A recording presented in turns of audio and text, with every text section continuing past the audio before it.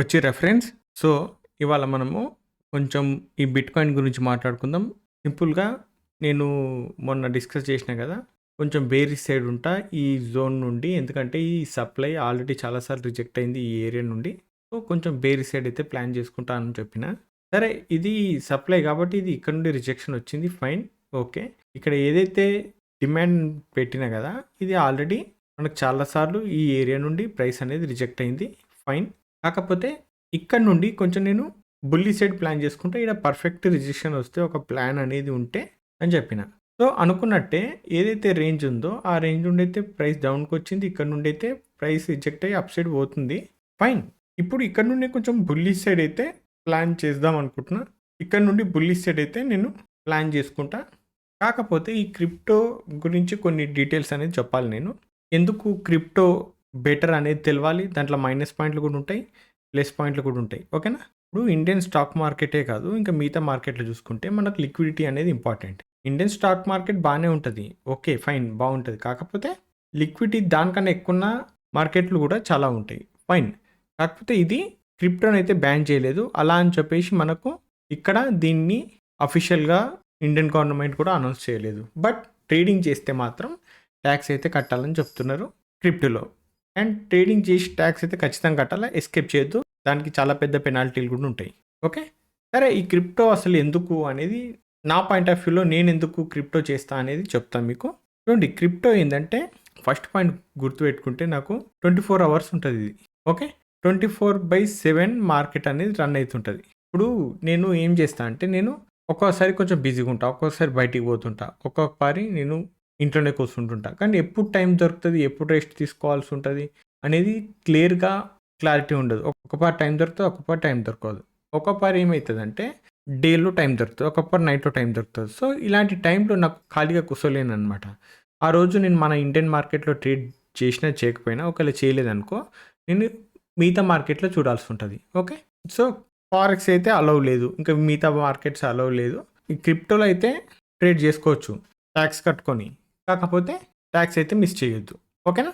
సరే, ఈ crypto 24 hours ఉంటుంది కాబట్టి ఎప్పుడు నాకు వీలు ఉంటే అప్పుడు నేను ట్రేడ్ చేయడానికి అవకాశం ఉంటుంది. సో ఇండియన్ మార్కెట్ 6 అవర్స్ ఉంటుంది కదా, ఈ 6 అవర్స్లో ఇండియన్ మార్కెట్ ఎప్పుడన్నా మిస్ అయితే మిగతా టైంలో నాకు అవకాశం ఉంటే, అంటే టైం ఉంటే ఈ క్రిప్టోలో ట్రేడ్ చేసుకోవచ్చు అనమాట. ఇది చాలా మంచి అవకాశం అనమాట నాకు. అందుకే నేను క్రిప్టోలో ఇప్పుడే కాదు, గవర్నమెంట్ ఎప్పటి నుండి అయితే చెప్పిందో ట్యాక్స్ అని అప్పటి నుండి చేస్తున్నా. ఫైన్. సో వీకెండ్స్, హాలిడేస్ ఎప్పుడు ఏది వచ్చినా కూడా ట్రేడ్ చేసుకోవచ్చు అనమాట ఇలా. సో సెకండ్ పాయింట్ వచ్చేసి, ఫస్ట్ ఏంది 24 అవర్స్ మార్కెట్. సెకండ్ పాయింట్ వచ్చేసి హై వాలటాలిటీ అనమాట. Okay, high volatility. సో ఇక్కడ ఏమైపోతుందంటే హై ప్రాఫిట్ పొటెన్షియల్ అనేది ఉంటుంది. సో ఏ స్టాక్స్ అయినా సరే, స్టాక్స్ కన్నా క్రిప్టో అనేది చాలా వాలటైల్గా అయితే ఉంటుంది. ఓకే, దాని అర్థం ఏంది? నువ్వు ప్రాఫిట్లు తీసే చాలా పెద్ద ప్రాఫిట్లను తీయాలి. నిజానికి మార్కెట్లో ట్రేడ్ చేసే వాళ్ళు ఎవరైతే ఉంటారో, అంటే ప్రాపర్ వేలో రిస్క్ రివార్డ్ రేషియో మెయింటైన్ చేసుకుంటూ and money management proper risk తోటి, అంటే ఎస్ఎల్ పెట్టి ట్రేడ్ చేసే వాళ్ళు ఎవరైతే ఉంటారో, ఎస్ఎల్ ఎక్కడైనా ఎస్ఎల్ఏ. ఓకే, ఎంతో ఒక 5%, 1%, 0.5% ఎంతో కొంత ఎస్ఎల్ ఉంటుంది, ఎక్కడైనా ఎస్ఎల్ఏ. కానీ ప్రాఫిట్స్ వస్తే స్టాక్స్ పెరగనంతగా ఇది పెరిగే అవకాశాలు ఉంటాయి అన్నమాట. ఓకే, ఎగ్జాంపుల్ చూసుకుంటే బిట్కాయిన్ 25K నుండి 50Kకి 3 మంత్స్లో మూవ్ అయింది. అంటే 25K ఉన్నది కాస్త డబల్ అయింది 3 మంత్స్లో. అదే నిఫ్టీలో పాసిబుల్ అవుతుందా డబల్ అవ్వడానికి 3 మంత్స్? కాదు. సో స్టాక్స్ అనేది అంటే అంత వొలటాలిటీ అయితే ఉండవు stocks. Okay, fine. Third one వచ్చేసి leverage and future trading. Okay, అంటే లీవరేజ్ ఫ్యూచర్ ట్రేడింగ్ అంటే ఇలా ఫ్యూచర్స్లో కూడా ట్రేడింగ్ చేసుకోవచ్చు. బట్ లీవరేజ్ అనేది ఇక్కడ చాలా చాలా ఎక్కువ, 125x వరకు కూడా ఇస్తారు. ఓకే, అదే ఇండియన్ మార్కెట్లో అయితే మనకు 5x వరకే దొరుకుతుంది.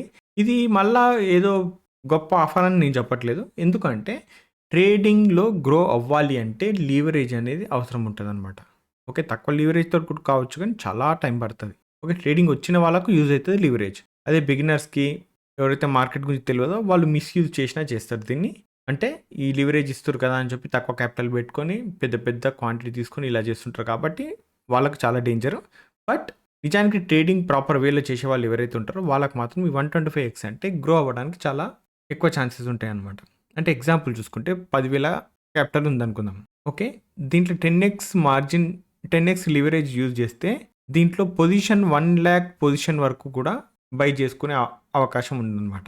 సో ఇక్కడ సో ప్రైస్ ఒక 5% మూవ్ అయిందనుకో, అప్పుడు ఆ 5% ఈ 1,00,000 మీద 5,000 వస్తాయన్నమాట. అంటే ఈడ 5K అనేది వస్తాయి. దేని మీద 10,000 ఒరిజినల్ మన అమౌంట్, దాని మీద లివరేజ్ యూజ్ చేస్తే 1,00,000 వరకు పొజిషన్ తీసుకోవచ్చు. 5K వస్తాయి, ఫైన్. ఇంతవరకే కాదు, మళ్ళీ మొత్తం వినండి. ఈ 5K వస్తాయా, దీనికి తగ్గట్టే రిస్క్ అనేది ఉంటుంది. ఓకే, దీనికి తగ్గట్టే.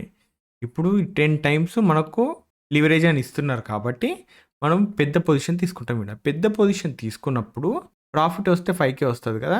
అదే లాస్ అయితే కూడా మనం 1:2 పెట్టుకుంటే ఇక్కడ 2,500 అనేది పోతాయి అన్నమాట. అంటే 10,000 మీద 5K అంటే ఆల్మోస్ట్ 50%. అదే 10,000లో 2,500 అంటే ఆల్మోస్ట్ 25%. సో రిస్క్ కూడా పెద్దగా అయిపోతుంది, రివార్డ్ కూడా పెద్దగా అయిపోతుంది. కంప్లీట్ రిస్క్ మేనేజ్మెంట్ మెయింటైన్ చేసి దాంతో డీల్ చేయగలిగే వాళ్ళు ఎవరైతే ఉంటారో ప్రాపర్ వేలో వాళ్ళకి మాత్రం యూజ్ అవుతుంది, ఇంకా మిగతా వాళ్ళకి యూజ్ కాదు.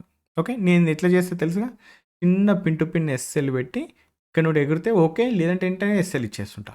సో ఇట్లా ప్రాపర్ రిస్క్ అనేది చిన్న రిస్క్ తోటి ప్లాన్ చేసుకునే వాళ్ళకు యూజ్ అవుతుంటుంది. ఓకే, నో ఎంట్రీ బ్యారియర్స్ అంటే చూడండి, ఇక్కడ మీకు ఒక విషయం చెప్పాలి. జనరల్గా మనము మార్కెట్లకి రావాలి అంటే చిన్న చిన్న ట్రేడ్ చేయాలంటే ఒక 5,000 లేదా 10,000 తెచ్చుకుంటాం, అవునా. ఇవి కూడా మార్కెట్లో లివరేజ్ అనేది తక్కువ యూజ్ చేస్తాం కాబట్టి అక్కడ ఎక్కువ గ్రో అనేది చేయలేము ఈ క్యాపిటల్ని. సో గ్రో చేయలేమంటే పేషెన్స్ లేని ట్రేడర్స్ ఎవరైతే ఉంటారో వాళ్ళకి ఈజీగా ఇది లాస్ అయిపోతారు. ఓకే, ఎందుకు అంటే ఇప్పుడు గ్రో అవ్వడానికి టైం ఎక్కువ పడుతుంది కానీ అంత టైం వరకు క్యాపిటల్ ఉంచుకోరు కదా వీళ్ళు. రిస్క్ రివార్డ్ రేషియో అనేది మిస్ చేస్తుంటారు అడ్డదిడ్డంగా ట్రేడ్ చేసి. అంటే బిగినర్స్ గురించి చెప్తున్నా, అంటే ట్రేడింగ్ వచ్చి ఉన్న వాళ్ళ గురించి కాదు. వాళ్ళు ఎక్కువసేపు ఉంచుకోరు అనమాట. నెల దాకా కాదు కదా, రోజులు వారంలో కూడా పోయే రోజులు ఉంటాయి. సో ఇక్కడ ఏమవుతుందంటే అదే క్రిప్టో విషయానికి వస్తే 500 కూడా ఇన్వెస్ట్ చేసుకోవచ్చు. 500 తోటి కూడా ఇన్వెస్ట్మెంట్ అనేది చేసుకోవచ్చు. కోర్స్ స్టాక్ మార్కెట్లో స్టాక్స్లలో కూడా ఇన్వెస్ట్ చేయాలి అంటే మాత్రం ఓకే, ఇన్వెస్ట్మెంట్ చేసుకోవచ్చు చిన్న అమౌంట్ తోటి. బట్ ఇక్కడ 500 తోటి అయితే స్టార్ట్ చేయొచ్చు, 100 రూపాయలు కూడా స్టార్ట్ చేయొచ్చు లెక్క ప్రకారం చెప్తే 100 రూపాయలతో కూడా. సో ఇది కూడా ఒక చిన్న బెనిఫిటే అనుకోవచ్చు. ఫైన్. 5th వన్ వచ్చేసి నో సర్క్యూట్ లిమిట్స్ అనమాట. అంటే జనరల్గా మన ఇండియన్ మార్కెట్లో ఎట్లుంటుంది, అప్పర్ సర్క్యూట్ లోవర్ సర్క్యూట్ అనేది ఉంటుంది. ఎట్లా 5%, 10%, 20% ఇట్లా ఉంటాయి అన్నమాట. కానీ క్రిప్టోలో లిమిట్ అనేది లేదు సర్క్యూట్కి. ఒకేసారి 100% కూడా జంప్ అవ్వచ్చు. అంటే 100% ఒకే రోజు కూడా మూవ్ అవ్వచ్చు. దీంట్లో మూవ్ అవ్వే ఛాన్సెస్ కూడా ఉంటాయి. అట్లా అని చెప్పి దీన్ని గ్రీడీగా తీసుకొని డైరెక్ట్ దుంకొద్దు. ఇది జంప్ అయినా కూడా అప్పర్ సర్క్యూట్లు ఉండవు, లోవర్ సర్క్యూట్లు ఉండవు అని చెప్తున్నాను నేను. అది అప్ సైడ్ అయినా డౌన్ సైడ్ అయినా పెద్ద పెద్ద మూవ్స్ కూడా వస్తాయి అని చెప్తున్నాను. ఫైన్. ఎగ్జాంపుల్ చూసుకుంటే బిట్కాయిన్ ఉంది కదా, బీటీసీ. ఇప్పుడు ఇదే బిట్కాయిన్. ఇది 17K నుండి 69Kకి చాలా స్పీడ్గా జంప్ అయింది ఒక టైంలో. ఇది ఆల్మోస్ట్ 300% అనమాట. ఇది జస్ట్ ఎడ్యుకేషనల్ పర్పస్ కానీ ఎక్స్ప్లెయిన్ చేస్తున్నా. ఇంతకుముందు జరిగినది హిస్టరికల్ డేటా బేస్ చేసుకుని చెప్తున్నా ఇవన్నీ. సో ఇది ఒకప్పుడు జంప్ అయింది అనమాట ఇది. అదే షిబా ఇన్ను తెలుసా? షిబా ఇన్ను అంటే షిబ్ అనేది ఒక కాయిన్ ఉంటుంది. ఓకే, ఈ కాయిన్ ఒక టైంలో ఎంత పంప్ అయింది తెలుసా? 5 కోట్ల %. నమ్ముతారా ఇది? ఒకసారి ఇంటర్నెట్కి పోయి చూడండి, మీకే అర్థమవుతుంది. అంటే ఇది చాలా 000 పాయింట్ ఇట్లా 001 ఇట్లా ఏదో ఉండే, ఆ తర్వాత పెరిగిందనమాట ఇది. సో ఇలాంటివి ఉంటాయి ఇవి. ఓకే, ఇవి ఏంటంటే ఎట్లుంటాయంటే ఇందులో ఉన్న హై వొలటాలిటీ ట్రస్టెడ్ కాయిన్స్ ఏవైతే ఉంటాయో, మంచి లిక్విడిటీ స్టాక్స్, వాటిని తీసుకొని ఒక 2-3 తీసుకొని వాటిలో ట్రేడ్ చేయడమే తప్ప నేను మొత్తం అన్ని కాయిన్స్ మీద అయితే ట్రేడ్ చేయను. ఇలాంటి చాలా రిస్క్ అనేది ఉంటుంది వీటిలో ప్రపంచంలో ఎక్కడ లేని రిస్క్ అనేది ఇక్కడ ఉంటుంది.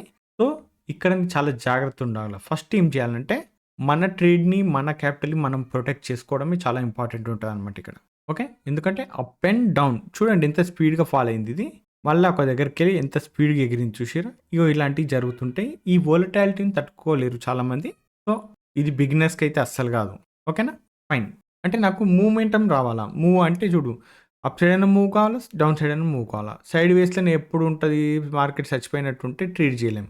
ఇప్పుడు జనరల్గా మార్కెట్లో 5 రోజులు ఉన్నాయి అనుకుందాం. 5 రోజుల్లో ఒకటే రోజు ట్రెండీ మార్కెట్ ఉంటే ఉంటుంది, లేకపోతే లేదు. మిగతా రోజులు సైడ్ వేస్లో ఉంటుంది అంటే ట్రేడ్ చేయలేం, కష్టం అయిపోతుంది, ఇబ్బందిగా ఉంటుంది. సో ఇది మొత్తం వారంలో 7 రోజులకి 7 రోజులు మొత్తం మూమెంటం అనేది up side down side zigzag సూపర్గా ఉంది. వొలటాలిటీ అంటే ఇక్కడ ట్రేడర్ ఎవరైతే ఉంటారో ప్రాపర్ వేలో ట్రేడ్ చేసి ఎక్స్పీరియన్స్ ఉన్న ట్రేడర్స్ వాళ్ళకు చాలా చాలా యూస్ఫుల్ అవుతుంది. Okay, fine. ఇక్కడ చూసుకుంటే నో మిడిల్ మెన్ అంటే ఏంటంటే దీన్ని డీసెంట్రలైజేషన్ అంటారు అనమాట. సో ఫుల్ కంట్రోల్ డిజిటల్గా ఉంటుంది అనమాట. అంటే ఇప్పుడు చూడండి, ఇండియన్ స్టాక్ మార్కెట్ గురించి చూసుకుంటే సెబీ, బ్రోకర్స్, ఎక్స్చేంజెస్ వీళ్ళందరూ ట్రాన్సాక్షన్స్ అనేది కంట్రోల్ చేస్తుంటారు. బట్ ఇక్కడ దీన్ని ఎవరు కంట్రోల్ చేయరు అనమాట. Okay, complete full control decentralisation అనమాట. ఓకే, ఈ 7th వన్ వచ్చేసి ట్యాక్స్ బెనిఫిట్స్ గురించి మాట్లాడుకుందాం ఒకసారి. ట్యాక్స్ బెనిఫిట్స్ అంటే ఏం లేదు, ఎస్టీసీజీ అంటే షార్ట్ టర్మ్ క్యాపిటల్ గెయిన్లో ఇండియన్ స్టాక్లో ఎంత ఉంటుంది, జనరల్గా 15% ట్యాక్స్ కట్టాల్సి ఉంటుంది, అవునా? అదే ఎల్టీసీజీలో అంటే లాంగ్ టర్మ్ క్యాపిటల్ గెయిన్లో 10% ట్యాక్స్ కట్టాల్సి ఉంటుంది, అవునా? ఫైన్. క్రిప్టోలో దీంట్లో ఫ్లాట్ 30% అనమాట. ఫ్లాట్ 30% అంటే తెలుసా మీకు? ఫ్లాట్ 30% అండ్ ఎస్టీటీ, జిఎస్టీ లాంటివి ఉండవు దీనికి. క్లియర్? సో ఇప్పుడు మీ దగ్గర 10,000 ప్రాఫిట్ వచ్చింది అనుకుందాం. దీంట్లో ట్యాక్స్ వచ్చేసి 3,000 కట్టాల్సి ఉంటుంది. Okay, fine. 3,000 కడతాం, ఇంతవరకు బాగానే ఉంది. 3,000 కట్టిరు ట్యాక్స్ అంటే సూపర్. ₹1,00,000 వస్తే కూడా 30,000 కట్టాలా? Okay, fine.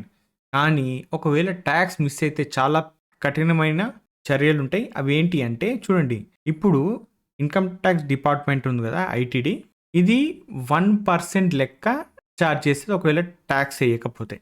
అంటే ట్యాక్స్ వేయకుండా మీరు క్రిప్టోలో ట్రేడ్ చేసి కూడా ట్యాక్స్ వేయకూడదామని ఆలోచిస్తే నెలకు 1% లెక్క వేస్తే ఇయర్లీ 12% లెక్కన మళ్ళీ ఇదొకటి ఛార్జెస్ అనేది వేస్తుంది. ఓకే, ఇదొకటే కాదు, ఇంకొంది. దీని తర్వాత 50% టు 200% పెనాల్టీ అనేది పడే ఛాన్సెస్ ఉంటుంది. 50% పడవచ్చు, 200% పడవచ్చు పెనాల్టీ. పెనాల్టీ చాలా ఎక్కువ ఉంటుంది. ఫైన్. అంటే ఎట్లుంటుంది, ట్యాక్స్ ఎంత ఇప్పుడు 3,000 కదా, 3,000 ట్యాక్స్ ఎక్కువ ఇది 3,000 లెక్కనే చెప్తున్నా, మీ ట్యాక్స్ 1,00,000 కూడా ఉండొచ్చేమో, చెప్పలేం. 3,000 ట్యాక్స్ అయితే 1,500 నుండి 6,000 వరకు పెనాల్టీ పడే అవకాశం ఉంది. అంటే ఈ 3,000 ప్లస్ 1,500 టు 6,000 అంటే ఈ 6,000 వేసుకుందాం ఉత్తగా, ప్లస్ ఈ ఇంట్రెస్ట్ 12%. ఓకేనా? ఇవన్నీ మీకు పడతాయి అన్నమాట. ఇవన్నీ పడ్డప్పుడు ఏమైపోతుంది అంటే ఒకానొక టైంలో మీ ప్రాఫిట్ 10,000 కదా, దీంట్లో మినిమం 5,000 అనేది ఈ పెనాల్టీ రూపంలో, ట్యాక్స్ రూపంలో వెళ్ళిపోవచ్చు. లేకపోతే 7,000, 8,000, 9,000 కూడా పడవచ్చు. డిపెండ్స్ ఆన్ అప్పుడున్న పరిస్థితిని బట్టి, మీకు వచ్చిన ఎర్నింగ్స్ బట్టి ఉంటుంది. సో ట్యాక్స్ కరెక్ట్గా కడితే 30% ఫ్లాట్గా కట్టి కమ్మున కూర్చోవాలా. ఎప్పటి వరకు? గవర్నమెంట్ కొత్త రూల్స్ క్రిప్టో మీద తీసుకొచ్చేంత వరకు అఫీషియల్గా. ఓకే, అండ్ దీనికి ప్రాసిక్యూషన్ జైల్ టైం కూడా ఉంటుంది. అంటే అది నార్మల్ కేసెస్లో ఉండదు, ఎక్స్ట్రీమ్ కేసెస్లో ఉంటుంది. అది ఎట్లా అంటే ఇప్పుడు చూడండి, 25 lakhsకి అబోవ్ మీకు ప్రాఫిట్ వచ్చింది అనుకుందాం క్రిప్టోలో, కానీ మీరు ట్యాక్స్ కట్టలేదనుకో, అప్పుడు మీ మీద డైరెక్ట్గా income tax department criminal case అనేది ఫైల్ చేస్తుంది. అక్కడ ఏం జరుగుతుంది, ఇప్పటిదాకా చెప్పిన ట్యాక్సెస్, పెనాల్టీలు, పర్సంటేజ్లు ఏవైతే చెప్పినో అవి కాక పనిష్మెంట్ కింద 6 months నుండి 7 years వరకు కూడా జైల్లో పెట్టే అవకాశం ఉంది. ఇదే కాకుండా ప్లస్ ఫైన్ కూడా ఉంటుంది. చూసినారా, ఒక 30% కట్టకపోతే ఇవన్నీ ఉంటాయి. చాలా పెద్ద కథ, మొత్తం కథ అడ్డం తిరుగుతుంది అనమాట. సో జాగ్రత్త ఉండండి. ట్రేడ్ చేసే ముందు ట్యాక్స్ అయితే ఖచ్చితంగా కట్టాలి. ట్రేడ్ చేసి మేము ట్యాక్స్ కట్టమంటే మిమ్మల్ని ట్రాక్ చేస్తారు ఐటీడీ వాళ్ళు. ఓకేనా? క్లియర్ కదా? క్రిప్టోని దేశంలోకి తీసుకొచ్చి మనకు అవకాశం ఇచ్చినప్పుడు మనం ట్యాక్స్ కట్టాలి కదా, ఫైన్. సో మీరు ట్రేడ్ చేసినా, లాస్ వచ్చినా, ప్రాఫిట్ వచ్చినా మాత్రం ట్యాక్స్ అయితే ఫైల్ చేయించాలి. నేను క్రిప్టోలో ట్రేడ్ చేసినా నా ట్రాన్సాక్షన్స్ ఇవి అని మాత్రం ఖచ్చితంగా చెప్పాలి. సో బ్యాంక్ ఏవైతే ట్రాన్స్ఫర్ చేస్తుందో యూపీఐ ట్రాన్సాక్షన్స్ ఇవన్నీ మానిటరింగ్ చేస్తుంటుంది ఐటీడీ. కొంచెం జాగ్రత్తగా ఉండండి. ట్యాక్స్ టైంకి కడితే సరిపోతుంది. ఒకవేళ మీరు ట్యాక్స్ కట్టకపోతే ఫస్ట్ నోటీస్ పంపిస్తుంది. అది ఎప్పుడు పంపిస్తుంది అంటే 25 lakhs కన్నా తక్కువ అంటే మరో 24 lakhs అనుకోవద్దు, ఈ వేలల్లో ఉంటే మీకు జనరల్గా నోటీస్ పంపిస్తుంటుంది. ఫైన్. అప్పుడు మీరు దానికి ఆన్సర్ చెప్పాల్సి ఉంటుంది. సో ఈ ట్యాక్స్ విషయంలో అర్థమైంది కదా. అది ఈ లొల్లంతా ఉండొద్దంటే జస్ట్ 30% ట్యాక్స్ కట్టుకొని గమన కూర్చోవాలి అంతే. మన ట్రేడ్ మనం చేసుకోవాలంతే. ఇక రూల్స్ ఏవైతే వస్తాయో ఫ్యూచర్లో ఆ రూల్స్ వచ్చేంత వరకు ట్రేడ్ చేసుకోవాలి. రూల్స్ వచ్చినాక ఆ రూల్స్ ప్రకారం మనం ఫాలో అవ్వాలన్నమాట. క్లియర్ కదా? సో ఇవి 7 చాలా important. Market hours and volatility, leverage, circuit limit, starting capital, ownership కూడా.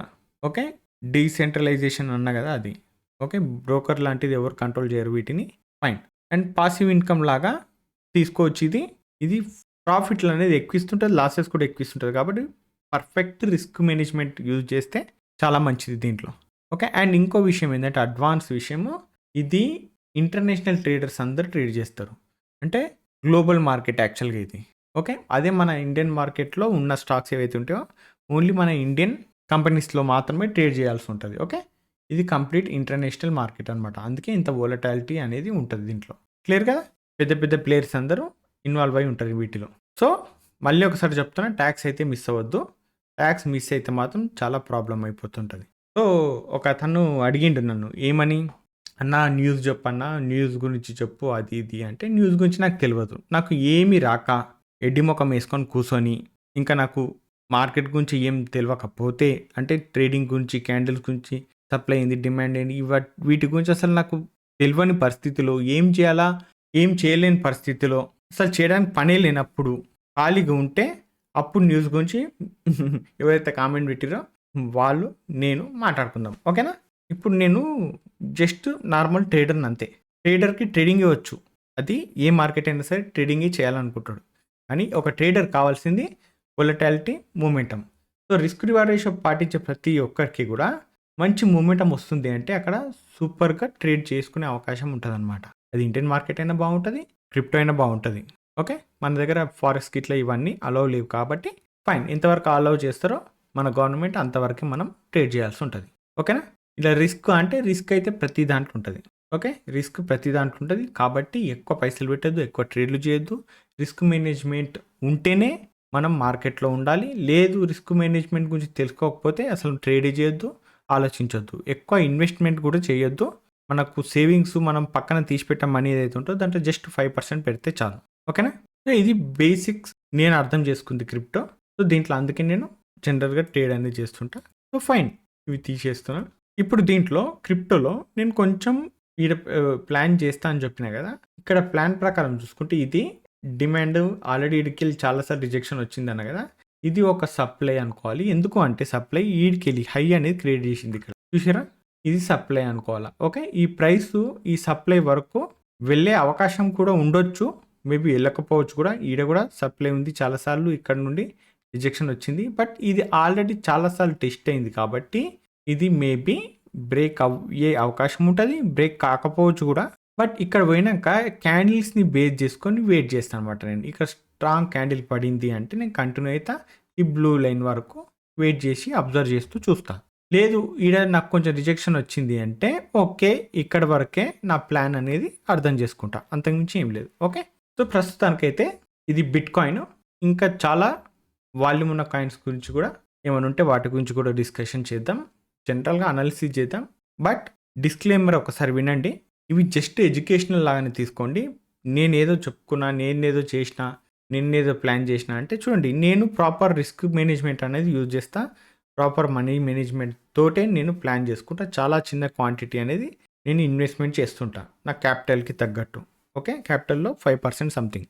సో, ఇది ప్రాపర్ వేలో ఎలా చేయాలనేది నాకు ఇంతో అంత ఎక్స్‌పీరియన్స్ ఉంది కాబట్టి చేస్తున్నా. బట్ అందరూ ఇదే చేయాలా, ఇదే ప్లాన్ చేయాలనేది రూల్ లేదు.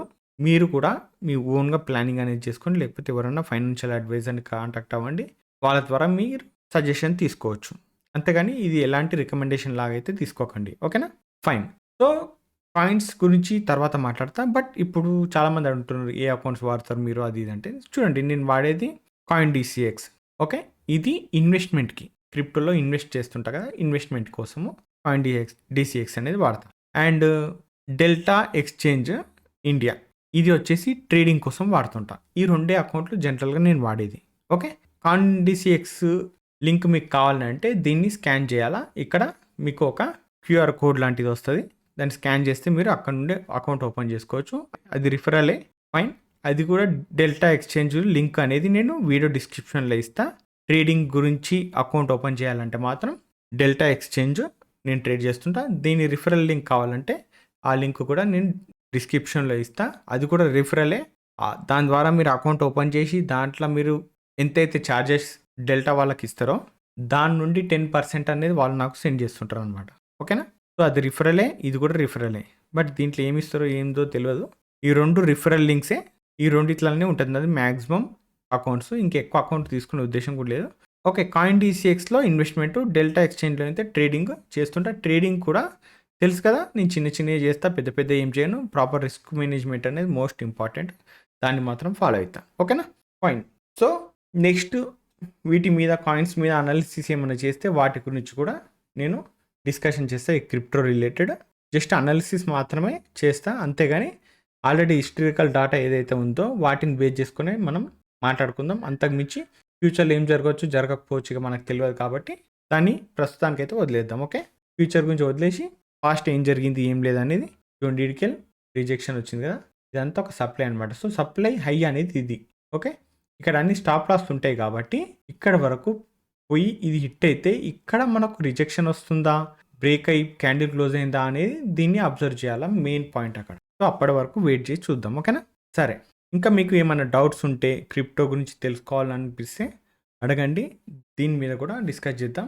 అండ్ దీని మీద లెర్నింగ్ టాపిక్స్ అనేది కోర్సులు అనేది ఇలాంటివి ఏమైతే ఉండవు. జనరల్‌గా అనాలిసిస్ మాత్రమే చేస్తాం. అది కూడా ప్రాపర్ వేలో ఎడ్యుకేషన్ వేలోనే చేస్తామనమాట. ఓకేనా? ఫైన్. సో ఫ్రెండ్స్, ఈ వీడియోలో మాత్రం ఇంతే. మళ్ళీ నెక్స్ట్ వీడియోలో మళ్ళీ కలుసుకుందాం. అంతవరకు ఉంటాను. బాయ్.